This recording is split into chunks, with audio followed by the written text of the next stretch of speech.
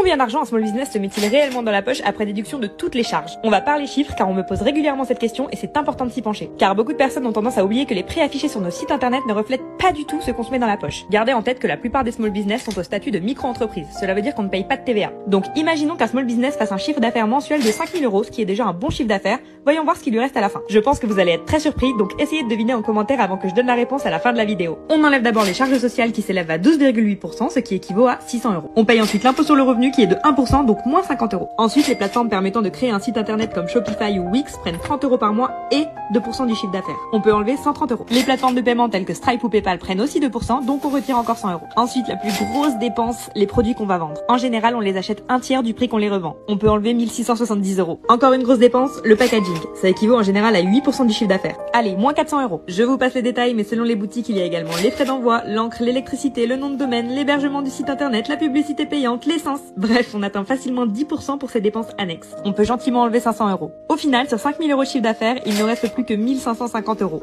Si vous avez d'autres questions, n'hésitez pas à me les poser en commentaire.